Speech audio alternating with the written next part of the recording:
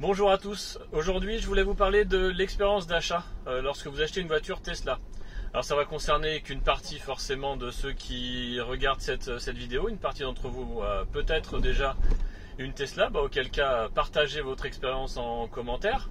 Et puis pour ceux qui sont curieux, pour ceux qui hésitent ou pour ceux qui ont des interrogations, voilà, cette vidéo j'espère est faite pour vous. Donc je vais essayer de vous expliquer quelle a été mon expérience, quel a été mon parcours et puis d'une manière plus générale comment ça fonctionne. Donc déjà il faut savoir que Tesla n'est pas à proprement parler un constructeur ayant un réseau comme on est habitué à les avoir avec les constructeurs français, Renault, Peugeot et les constructeurs usuels, Volkswagen, Mercedes, BMW, tous ces constructeurs là. Donc c'est des constructeurs qui ont des réseaux. Et je pense qu'on peut considérer que Tesla n'est pas, se distingue un peu et en rupture par rapport à ces constructeurs-là, dans la mesure où en France, alors j'ai fait le compte, vous n'avez entre guillemets que une vingtaine de centres qui sont capables de vous accueillir pour vous montrer les véhicules. Donc vous en avez un à Lille, un à Caen, un à Rennes, un à Nantes, à Bordeaux, à Toulouse, Perpignan, Montpellier, Aix-en-Provence, Monaco, Clermont-Ferrand, Lyon, Chambéry, Strasbourg, Nancy, Châlons-en-Champagne. Il y en a 3 en région parisienne. Donc on arrive environ à 19 centres. Et je regardais à peu près comment c'était réparti sur la carte et on peut se rendre compte que suivant où vous vous situez en France, vous pourrez être amené à être à une certaine distance de ces centres. Et je regardais par exemple pour quelqu'un qui est à Auxerre, environ, vous pourriez être à 150, 200 km peut-être du centre du Tesla Shop le plus proche. Donc voilà, ça c'est un élément qui est à prendre en compte dans votre choix. Et c'est pour cette raison que ce constructeur-là n'a pas une logique aussi en rupture, et à une logique qui, à mon sens, est basée beaucoup plus sur une notion de communauté. Donc communauté, c'est un petit peu ce que je suis en train de faire là. Je suis en train de vous parler de ce qu'est ce constructeur. Je suis quelque part, je me fais ambassadeur de la marque.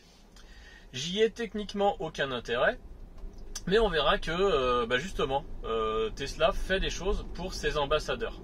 Et c'est justement, je pense, le programme que Tesla appelle des programmes de parrainage. C'est un programme qui est gagnant-gagnant. Je pense qu'il est gagnant pour le nouvel acheteur, le parrain. C'est un programme qui est gagnant pour le parrainé. Donc le parrain gagne des kilomètres offerts de recharge sur les superchargeurs. Le parrainé gagne 500 € de remise sur sa voiture. Et Tesla gagne en fait du temps parce que déjà il y a des ventes qui se font. Et eux, ils n'ont pas à consacrer d'équipe commerciale pour faire des démonstrations sur leur véhicule. Donc Tesla est gagnant sur en procédant de cette manière-là.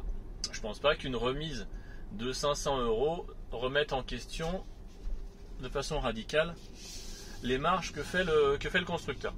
Donc voilà, d'ailleurs j'en profite pour vous dire qu'effectivement ce programme de parrainage peut m'intéresser aussi et peut vous intéresser. Donc si vous êtes en région parisienne, plutôt dans la partie ouest de Paris et que vous avez envie de prolonger cet échange, n'hésitez pas à prendre contact avec moi.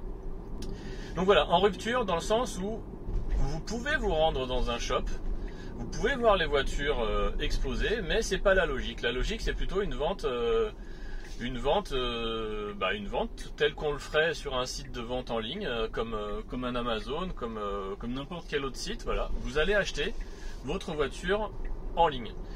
Et d'ailleurs, alors ça n'a pas été mon cas, mais c'est l'expérience et les récits que j'ai pu en avoir. Mais si vous vous rendez dans une boutique entre guillemets Tesla, un Tesla Shop, vous allez avoir éventuellement des conseils et un accompagnement d'un conseiller Tesla, mais à la fin de la fin, vous irez sur le site web et vous configurerez, vous aurez la même expérience à la fin d'achat qui passe par une commande en ligne de votre véhicule. Donc voilà, il faut vraiment avoir ça en tête. Vous achetez une voiture comme vous achèteriez des piles sur le site Amazon. Il n'y a absolument aucune différence.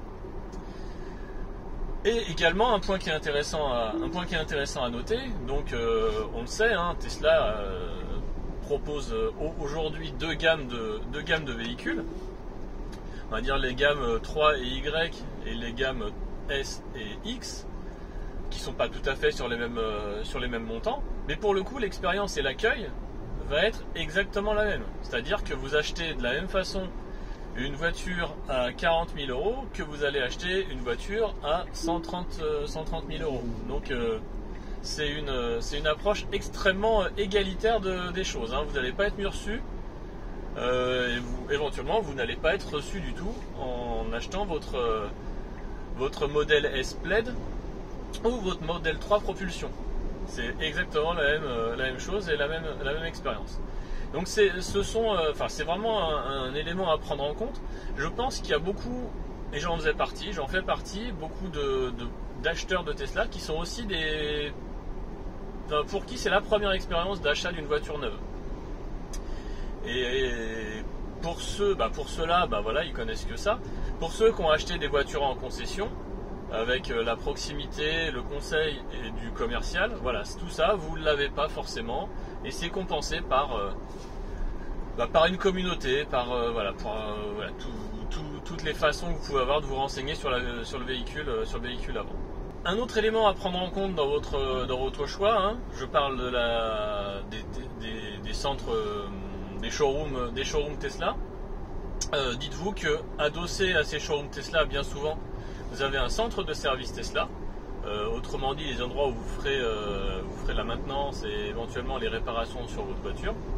Ça veut dire que là encore, vous pourriez vous trouver à 150-200 km, dans les cas les plus défavorables, du centre de service le plus proche. Voilà, donc ça c'est vraiment un élément aussi à prendre en compte dans votre choix, sachant que en compensation, l'organisation Tesla fait qu'ils mettent à disposition ce qu'ils appellent des rangers.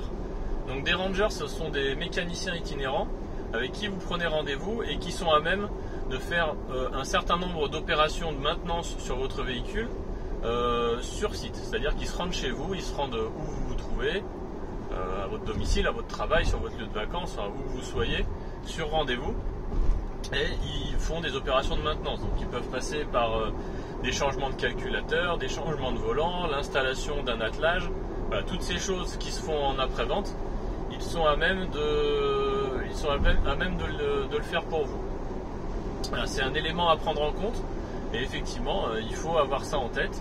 Si vous devez être dépanné, si votre voiture doit être amenée en maintenance parce qu'elle démarre plus de chez vous, il faudra la mettre sur un plateau et lui faire faire le trajet jusqu'au centre de maintenance le plus proche. Autre élément qu'on peut noter et qui distingue Tesla d'un autre constructeur, c'est le côté négociation. C'est-à-dire que ce ne sera pas une discussion de marchand de tapis.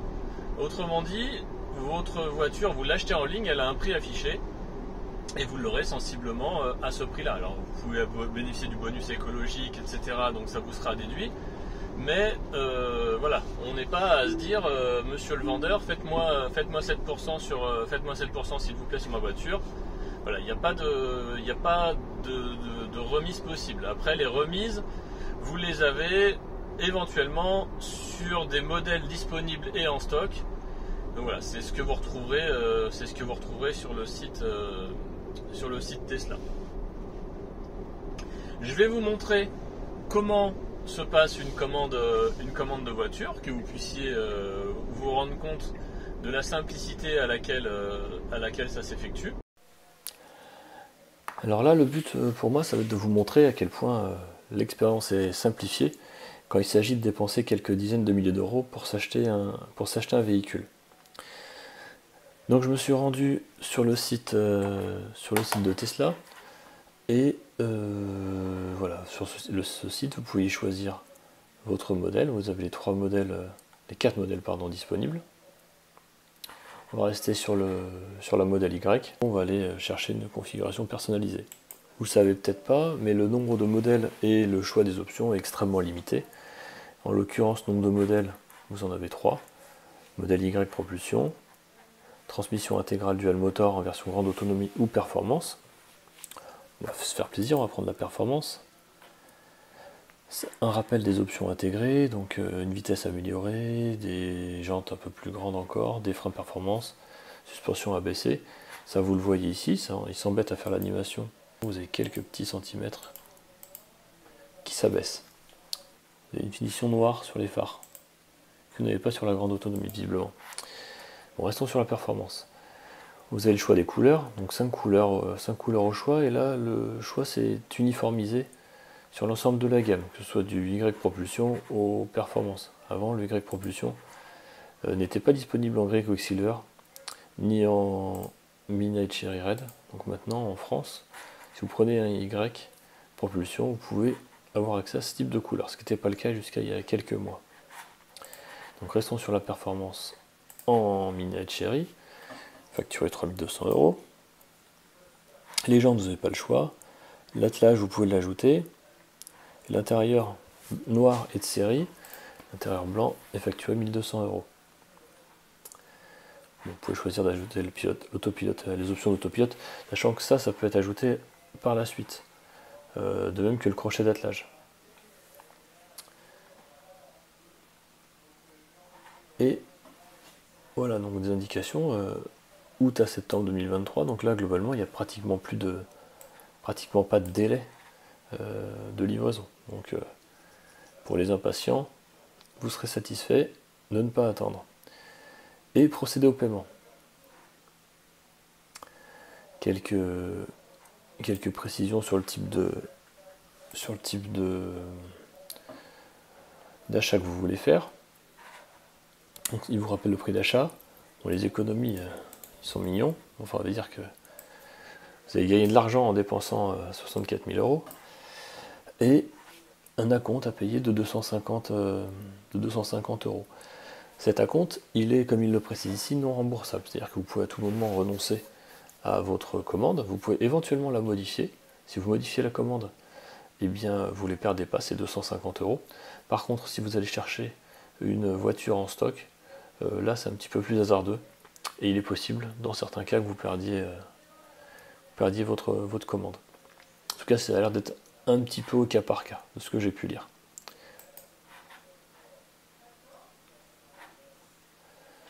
Je ne vais pas aller beaucoup plus loin, mais là, vous êtes quasiment sur la dernière étape d'une vente, enfin d'un achat en ligne, où vous y mettez votre carte et vous validez, vous commandez. Voilà, c'est terminé. Suite à ça, vous recevrez un mail de confirmation de votre commande et vous serez parti vous serez parti dans le circuit comme tout achat de vente en ligne que vous pourrez suivre par la suite. Une fois votre commande passée, vous aurez très peu de relations avec Tesla. Dans la mesure où vous n'en avez déjà pas eu sur la partie commerciale au moment de l'achat, et ben dites-vous qu'il n'y en a pas non plus par la suite au moment du suivi de votre commande. Donc voilà, à moins que vous ayez commandé une voiture en stock, auquel cas les choses vont se passer quand même relativement rapidement. Si vous commandez une voiture à fabriquer, et ben les délais etc. pourront vous perturber et voilà. Donc vous recevez une confirmation de votre commande. Vous êtes invité à installer l'application Tesla pour suivre la commande. Donc vous avez le site web, vous avez l'application. Et ce qui va piloter votre suivi, eh bien, c'est la date de livraison estimée. Donc cette date de livraison estimée, elle peut être amenée à changer. Dans notre expérience, elle a dû être modifiée 3-4 fois. Aujourd'hui, je ne sais pas où ils en sont, si cette expérience de yo-yo émotionnel est toujours le cas. Mais enfin, en tout cas, nous, ça a été le cas. Pendant les 4 mois d'attente, voilà, il y a eu des « ah mince, ça sera 6 mois »,« ah mince, c'est finalement 4 ». Voilà, il y a quand même eu pas mal d'évolutions. Et cette évolution de date de livraison, vous l'avez sur votre espace personnel de commande Tesla. Donc c'est exactement le même type de suivi que vous auriez sur un autre site marchand. Ces délais s'ajustent, vous les suivez, vous n'avez aucun contact pendant cette période-là avec Tesla. Vous n'avez reçu qu'un seul mail, c'est un mail de confirmation, vous n'avez rien d'autre. La prochaine étape majeure pour vous, ce sera la date à laquelle on vous affecte, ou en tout cas on vous communique le numéro de châssis de votre véhicule, donc le code VIN de votre véhicule. Donc à partir de là, alors j'ai pas l'information précise, mais enfin en tout cas il est très probable que votre voiture soit fabriquée, soit en cours de fabrication, soit en cours de transit. Mais dans tous les cas, les choses se concrétisent et la livraison approche. Voilà, pour nous typiquement, entre le moment où on nous a communiqué le code VIN et le moment où on a été livré, il s'est passé même pas 15 jours. Donc ça a été très rapide. Et c'est à ce moment-là qu'il y a effectivement le second mail de Tesla qui vous communique, on va dire, la facture définitive à régler. Et c'est à ce moment-là aussi où vous avez les quelques premiers rapports humains.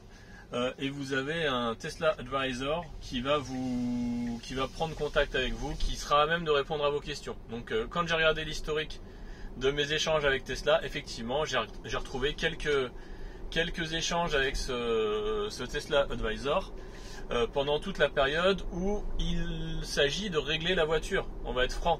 Après je lui ai posé d'autres questions, il s'est montré beaucoup plus silencieux. Donc voilà, il y a un enjeu de règlement. Donc voilà, vous faites un versement, un virement. Une fois qu'ils ont les sous, les possibles, ils déclenchent voilà, on fixe et on arrête une date de livraison du véhicule. Voilà. Donc vous choisissez le lieu de livraison. Alors je crois que c'est une étape qui se fait très en amont de la commande. Donc vous choisissez votre lieu de livraison, vous choisissez la date de votre livraison et ensuite vous vous rendez sur place. À savoir que pour pouvoir récupérer votre véhicule, il faudra l'avoir au préalable assuré et je crois qu'il est également nécessaire de leur avoir envoyé les documents, le permis de conduire du conducteur. Je crois que c'est aujourd'hui une obligation de fournir ce type d'infos quand on récupère un véhicule. La partie réception, donc vous avez un certain nombre de sites en France correspondant aux sites de livraison. Donc lorsque vous serez invité à en choisir un assez en amont dans la livraison ou à choisir une voiture disponible sur stock prévue pour se diriger sur ce centre de livraison, et vous serez reçu donc cette fois-ci vous serez bien reçu par des conseillers. Dans notre expérience, on s'était renseigné sur les modalités et puis la façon dont se déroulaient les livraisons, et je vous avouerai qu'on y a été avec un petit peu d'appréhension parce qu'on passait après l'énorme rush qu'il y avait pu y avoir au mois de mars 2023, fin de trimestre, baisse des prix, la fameuse baisse du mois de janvier, donc baisse de 10 000 € qui avait généré pas mal de commandes, dont les nôtres. La mise à disposition d'énormément de véhicules disponibles en stock avec une petite remise complémentaire. Donc voilà, nous on y a été en ayant les récits de livraison qui mettaient en circulation des centaines de véhicules chaque week-end, chaque semaine, et donc des livraisons un tout petit peu expédiées. Et c'est le cas, quand il y a beaucoup de monde, les livraisons sont expédiées, et puis même quand il n'y a pas beaucoup de monde, les livraisons sont quand même expédiées parce que le formalisme de la livraison est réduite à sa plus simple expression. Vous avez un rendez-vous, vous signez les papiers, vous signez la réception, donc on reviendra un petit peu dessus sur le principe de la signature de la réception, et puis ensuite vous avez un conseiller Tesla qui vous aide à faire le démarrage de la voiture, qui fait l'appairage des clés, qui fait le paramétrage initial, et ensuite qui vous laisse faire le tour du véhicule. Donc c'est à votre charge de faire le tour du véhicule, d'aller identifier ce qui va pas, et vous êtes tout à fait mis à l'aise par rapport à ça, hein. Tout ce qui va pas sera repris. Mais, comme je l'ai dit tout à l'heure, vous avez commencé, lorsque vous êtes allé faire les papiers, il vérifie les identités, et il vous fait signer la réception. Ça veut dire que techniquement, vous allez partir avec la voiture. Elle est dans un état roulable. Hein. Vous allez partir avec la voiture. Tout ce qui ne vous satisfait pas sera repris par Tesla sans aucun problème. Sera repris grâce à l'aide d'un ranger qui se déplacera chez vous ou sur le lieu que vous voulez pour reprendre les petites choses. Mais si vous avez identifié une anomalie de plus grande ampleur, un problème de carrosserie, et ça arrive, hein, il y a des véhicules qui sont livrés avec des cabossés sur les coffres ou avec des rayures qui ne peuvent pas être reprises de façon simple, et bien là il va falloir que vous alliez dans un centre Tesla pour aller gérer toute la logistique autour des réparations de ce véhicule. Ça veut dire que vous allez devoir peut-être faire une centaine de kilomètres pour laisser la voiture, partir avec un véhicule de prêt, et éventuellement aller retourner chercher votre véhicule quand tout sera remis en état. Voilà, donc c'est cette démarche là que je trouve un tout petit peu discutable. Et si parmi vous, il y en a qui ont réussi à aller un petit peu à l'encontre de ce forcing qui est fait pour signer la réception avant même d'avoir vu le véhicule, et je pense que vos témoignages d'une part vont m'intéresser et puis peut-être intéresseront d'autres personnes, parce que effectivement c'est largement plus confortable de dire en fait non, moi la voiture ne me convient pas, vous la remettez en état et je reprendrai éventuellement rendez-vous pour la récupérer. Après voilà, faut pouvoir avoir ce choix là, hein, parce que y en a certains qui prennent aussi le train, l'avion pour aller chercher leur véhicule, donc ça les arrange peut-être plus de partir avec et puis d'assurer le SAV après. Mais voilà, donc il y a cette problématique là pour moi qui est un tout petit peu discutable, d'aller gérer son service après-vente en récupérant une voiture qui ne vous convient pas et qui n'aurait pas satisfait pas à une livraison normale. Donc je vous ai dit, vous êtes reçu dans un lieu. Alors moi le seul lieu où j'ai été c'était celui de Valenton, donc c'est en région parisienne, c'est globalement 2 Algeco. On est très loin d'un cérémonial que vous pourriez avoir dans une concession lors de la livraison d'un véhicule neuf dans une concession. Voilà, on est loin du drap, de la housse sur le véhicule, de la coupe de champagne pour fêter cet événement, etc. Non.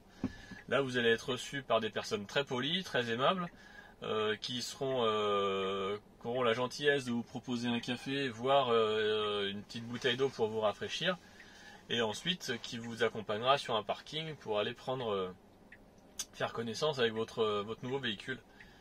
Voilà, donc on est très loin du cérémonial, on est dans l'efficacité, c'est-à-dire que voilà, là où d'autres mettraient 1 heure à vous faire une remise de véhicule, et bien là ils sont capables d'en enchaîner peut-être une toutes les 10 minutes et par personne.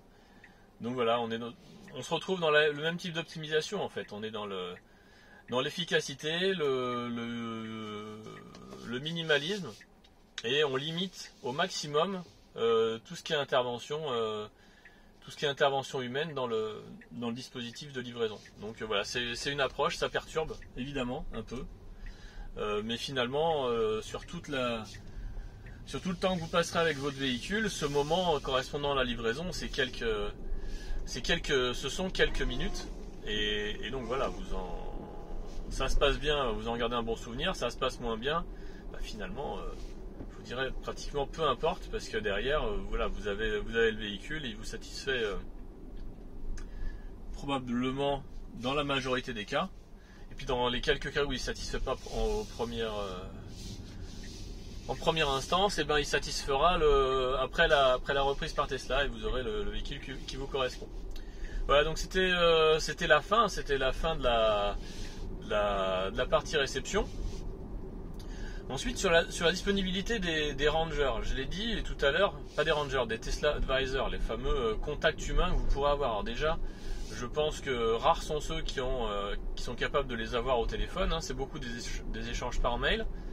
Dans notre configuration, on a eu des questions autour de la puissance fiscale de la voiture. Il s'agissait de voitures qui étaient sorties avec des nouveaux moteurs, donc les assureurs ne les connaissaient pas bien. C'était sorti avec 15 chevaux fiscaux, personne ne les connaissait, et j'ai demandé s'il n'y avait pas une erreur, sachant que 15 chevaux fiscaux c'était plus que la puissance fiscale des précédentes modèles performance. Donc on soupçonnait une erreur sur la carte grise. Bon, il s'est avéré que non, ils nous ont confirmé la chose. Mais voilà, donc il y a moyen quand même d'avoir cet échange. Mais encore une fois, vous vous rendrez compte que, enfin, en tout cas pour ma part, ces échanges-là, quelque part, sont plus ou moins obligatoires pour eux. C'est-à-dire qu'ils font assurer le véhicule est nécessaire pour pouvoir faire la réception. Et donc voilà, c'est pour ça qu'il y a encore cet effort, parce que je pense que c'est un effort pour eux de répondre à ce type de questions. Il y a encore cette relation avec le client. Une fois la voiture réceptionnée, j'ai souhaité recontacter mon Tesla Advisor pour je ne sais plus quelle question, et à aucun moment je n'ai eu de réponse. Donc voilà, une fois que la vente est faite, la livraison est faite, pour eux c'est terminé. Donc voilà, dites-vous que cette personne que vous avez en contact, ça ne deviendra pas un ami, hein. C'est vraiment il est là pour gérer votre dossier, mais une fois que le dossier est traité, voilà, c'est pas un contact que vous pourrez avoir durablement, c'est pas un contact commercial à mon sens que vous aurez dans la durée pour des questions commerciales que vous pourriez vous poser par la suite. Voilà, donc j'ai essayé sur cette vidéo, parce que c'est important et parce que ça fait aussi partie des questions que se posent les futurs nouveaux acquéreurs, de vous raconter un petit peu mon expérience, l'expérience qu'on a vécue sur la livraison de notre véhicule. Donc l'expérience pour nous est positive, ça s'est bien passé, ça s'est passé de façon fluide. Il y a énormément de récits de gens qui vont dire que non, ça s'est pas passé aussi simplement, donc désolé pour eux. Donc voilà, pour nous ça s'est très bien passé, il n'y a eu aucune difficulté, et voilà, c'était ce témoignage qu'on voulait vous apporter. Si c'est les vidéos qu'on vous produit, qu'on fait pour vous, vous apporte quelque chose, et je vous en prie, hein, ça vous coûte rien et ça nous fait bien plaisir d'encourager ces productions par un petit pouce, et pour ne rien louper, n'hésitez pas aussi à vous abonner, c'est important pour la visibilité de la chaîne. Et si vous pensez que les informations que je vous donne pourraient intéresser d'autres personnes qui comme vous s'interrogent, voilà, c'est la seule façon de donner de la visibilité à ce petit programme. Sur ce, je vous remercie beaucoup de votre attention et passez une bonne journée. Au revoir, à bientôt.